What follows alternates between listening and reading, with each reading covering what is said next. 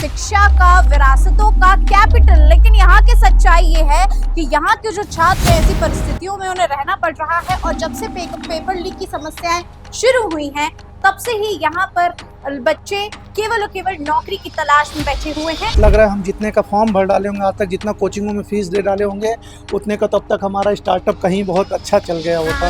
रोजगारी का दर दिन पे दिन बढ़ता जा रहा है, पेपर लीक हो रहा है, उसका जिम्मेदार सरकार होगी। क्योंकि सरकार जब से आई हुई है यूपी शिक्षक भर्ती का ऐसा हाल कर दिया है कि बच्चे न चाहते हुए भी यहाँ से भागने के लिए मजबूर हैं।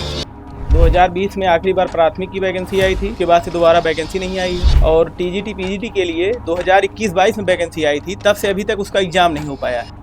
शिक्षा का केंद्र कहा जाने वाला प्रयागराज की आज ये सच्चाई बन चुकी है कि जब 2024 में पेपर लीक हुए तब से इसकी जो दास्तां शुरू हुई वो आज खत्म होने का नाम नहीं ले रही। और आज इसी बात का बतंगड़ बनाने हम पहुंचे हैं प्रयागराज, जिसे कहा जाता है शिक्षा का, विरासतों का कैपिटल। लेकिन यहाँ की सच्चाई ये है कि यहाँ के जो छात्र ऐसी परिस्थितियों में उन्हें रहना पड़ रहा है और जब से पेपर लीक की समस्याएं शुरू हुई हैं तब से ही यहाँ पर बच्चे केवल और केवल नौकरी की तलाश में बैठे हुए हैं। और आज प्रयागराज की ये हालात हैं कि वो बेरोजगारी में सबसे नंबर 1 हो चुका है। नमस्कार, मैं हूँ श्रुति जैन और आप देख रहे हैं बतंगड़। फिलहाल हम बात करेंगे उन सभी छात्रों से जो लगातार अपने स्ट्रगल्स कर रहे हैं इन छोटे छोटे कमरों में बैठकर, और उनकी हालत ये है कि हमारी सरकार के द्वारा ये हालत कर दी गई है कि जो छात्र सरकारी नौकरी के अभाव में अब उन्हें छोटे छोटे कमरों में रहना पड़ रहा है।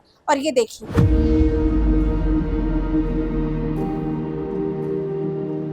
ये 3 से 4 लोग इस कमरे में रहते हैं। किताबों का भंडार जो एक पढ़े लिखे बच्चे की आज उम्मीद बन चुकी है, एक आइडेंटिटी बन चुकी है, ये सभी किताबें।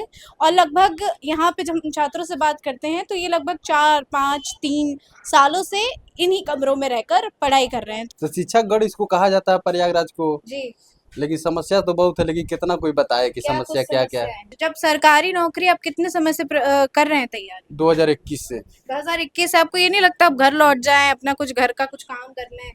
नहीं मैम, अब इतना दिन बिता दिए तो साल 2 साल और देख लें, अच्छा, उसके बाद कोई काम किया जाएगा। तो जो बेरोजगारी का दर दिन ब दिन बढ़ता जा रहा है हमारे देश में भी और उत्तर प्रदेश में भी, तो क्या कहेंगे उसके लिए? अब जिस तरह भर्ती आ रहा है, पेपर लीक हो रहा है, आप तो देख ही रहे हैं। हाँ। ईबी पुलिस के पेपर 64,000 तक किस तरह पेपर लीक हुआ था, हाँ। 2 बार हुआ था। हाँ। तो सब समस्या है। आप कौन से एग्जाम की प्रिपरेशन कर रहे हैं? हम एसआई के करते हैं। भैया यहाँ पे बहुत ज्यादा अभी प्रयागराज में 40 से ऊपर तापमान जा रहा है, आपके पास कूलर नहीं है, छोटा सा कमरा, पंखा डुकुर डुकुर चल रहा है, क्या कहें, क्या दिक्कतें हैं? यही सब तो स्ट्रगल है, हाँ। स्टूडेंट लाइफ में यही सब तो स्ट्रगल है। इतना आप डिजर्व करते हैं, इतना स्ट्रगल की आपका एग्जाम भी, पेपर भी लीक हुआ जा रहा है, भर्ती भी नहीं आ रही है, उसके बाद फिर आप पढ़े जा रहे हैं, बेरोजगारी का दर बढ़ता जा रहा है। बेरोजगारी का दर दिन पे दिन बढ़ता जा रहा है, पेपर लीक हो रहा है, उसका जिम्मेदार सरकार होगी। अब इस बच्चे क्या करें, बच्चे को तो पढ़ाई तो करना ही पड़ेगा। हाँ, तो पढ़ाई करना पड़ेगा, तो ऐसे ही आप करते रहेंगे। अब इस स्टेज पे आके अगर आप पीछे कदम उठा लेते हैं हाँ। तो फिर आपको मिलेगा कि इससे बढ़िया कदम आगे नहीं बढ़ाया जाए। भैया आप कब से हैं यहाँ पे? 4 साल हो गए। 4 साल से। जी। क्या कुछ समस्याएं लगती हैं आपको? समस्याएं ऐसी है कि 4 साल से शिक्षा के क्षेत्र में वैकेंसी नहीं आई टीचरों के लिए। हाँ। 2020 में आखिरी बार प्राथमिक की वैकेंसी आई थी, उसके बाद से दोबारा वैकेंसी नहीं आई है और टीजीटी पीजीटी के लिए 2021-22 में वैकेंसी आई थी, तब से अभी तक उसका एग्जाम नहीं हो पाया है। 5 साल हो गए हैं। पिछले साल 4 बार एग्जाम की डेट कैंसिल हुई है और इस बार अभी 2 बार कैंसिल हो चुकी है। जून में डेट दिए हैं, जून में करा लें, उसके बाद भी अगर 2 साल के अंदर वैकेंसी वो कंप्लीट भी होती है तब भी 21 से 27 में 6 साल में बच्चों के लिए एक वैकेंसी, 6 साल बच्चा उसी वैकेंसी के आसे यहाँ पे बैठा है। अब इसमें सरकार की गलती है कि अगर आप वैकेंसी दे रहे हैं तो उसको क्लियर करिए 1 से 2 साल के अंदर, नहीं तो 6 साल बच्चा यहाँ कैसे रह रहा है, 6 साल उसका खर्चा कैसे चलेगा, सरकार को इससे कोई मतलब नहीं है। जी, तो आप ये देखिए, ये आप बीती यहाँ के छात्रों की ही है जो लगातार कम से कम 4 साल से, भैया ने बताया 4 साल से कर रहे हैं और अब वैकेंसी ही नहीं आ रही है। हमको तो लग रहा है हम जितने का फॉर्म भर डाले होंगे आज तक, जितना कोचिंगों में फीस दे डाले होंगे उतने का तब तक हमारा स्टार्टअप कहीं बहुत अच्छा चल गया होता। एक तो इतने महंगे जब बात आती है, सरकार हमसे दावा करती है, जब वोट अभी 1 साल बाद ही उत्तर प्रदेश में फिर चुनाव आएंगे तो आप वोट देंगे, जरूर देंगे। तो आप किस बेसिस पे उनको वोट देंगे, किस आधार पे? मैम देखिए, हम तो सबसे पहले कहेंगे कि यहाँ छात्रों के लिए कुछ सुविधा कर दी जाए। जैसे अभी आपको पता है, हाल ही में गैस सिलेंडर का समस्या हुआ था। हाँ। सरकार के सारे मंत्री, सीएम, डीएम सब ये बोल रहे थे कि गैस की कोई किल्लत नहीं है। चलिए हम मान भी ले रहे हैं कि गैस की किल्लत नहीं, जिसके पास कागज़ नहीं है या तो जो घरों में रहते, पर स्टूडेंटों के लिए जो बाहर से आके यहाँ रह रहे हैं, वो 300-300, 400-400 रुपये केजी गैस भरा रहे थे। हाँ। कितनी दूर दूर जा रहे थे गैस भराने, उनको गैस की किल्लत होती है, उनको यहाँ पानी की किल्लत होती है, उनको यहाँ ऐसी बहुत समस्याएं हैं मूलभूत, जिनको सरकार को इसके बारे में सोचना चाहिए। और कम से कम एक कमेटी बना के, जैसे बघाड़ा, सलोरी, अल्लाहपुर, जितने भी प्रयागराज में ऐसे बहुत से इलाके हैं जहाँ स्टूडेंट रहते हैं, उनके क्या महीने महीने में या 2-2 महीने में जाकर उनकी समस्या के बारे में जानकारी लेती रहनी चाहिए। और बहुत स्टूडेंट के जीवन में बहुत समस्याएं हैं मैम। अभी तो ये कुछ नहीं, यहाँ तो मान चलिए ये लोग अच्छे से रह रहे हैं, अभी इनके यहाँ तखत है, कुर्सी, अभी बहुत सारे कमरे, आप ये देखिए इनके यहाँ तो तखत नहीं, सब चटाई भी लगती है।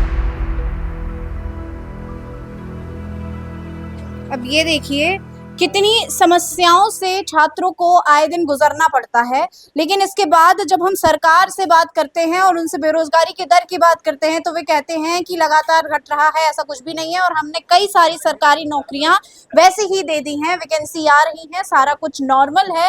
और इस बात पे यहाँ की छात्रों की समस्या इतनी ज्यादा है। प्रयागराज शिक्षा का गढ़ कहा जाता है और इस शिक्षा के गढ़ की ये हालत हो चुकी है कि यहाँ बच्चों का मुश्किल हो रहा है उनका जीना। छोड़ भी क्या नहीं। उम्र होगी आपकी? उम्र तो मेरी 27 साल हो गई है। 27 साल हो गई है। कुछ आप यहाँ पर व्यापार, कोई आपकी पार्ट टाइम जॉब कुछ कर रहे हैं? सोच रहे हैं दुकान खोलने के लिए। मोबाइल अब तक आप घर से ही पैसा लेते थे? घर से ही लेना पड़ेगा क्योंकि कुछ और कर ही नहीं सकते हैं। अच्छा। हाँ, मुझे तो ऐसा लग रहा है कि बताइए, एक कमरे में वहीं पे जीवन बसर चल रहा है, उनका जीवन बसर पूरा यहीं खाना बना जा रहा है, यहीं पे रहा जा रहा है और 3-3, 4-4 साल से इतने गर्मियों में के दिनों में रहा जा रहा है। और गैस तो मिल ही नहीं रहे, कहीं कहीं सुनने में आ रहा है कि 350 रुपए के लिए 400 रुपए किलो मिल रहा है। अभी तो ऐसी हालत हो गई, हम लोग घर जाने वाले हैं कल। अच्छा, आज जो है गैस नहीं मिल रहा है, जा रहे हैं घर, क्या करेंगे? 1-1 महीने बाद आए हैं, 10 दिन हुआ है, गैस नहीं मिल रहा है, फिर जा रहे हैं। पिछले 7 साल से मैं यहाँ पे। सबसे बड़ी बात ये योगी सरकार जब से आई हुई है, यूपी शिक्षक भर्ती का ऐसा हाल कर दिया है कि बच्चे न चाहते हुए भी यहाँ से भागने के लिए मजबूर हो गए हैं। कहीं भी दूर दूर तक शिक्षक भर्ती नहीं। वहीं इसके बगल में राज्य बिहार में, एमपी में शिक्षक भर्तियां आ रही, लेकिन यहाँ की सरकार जो है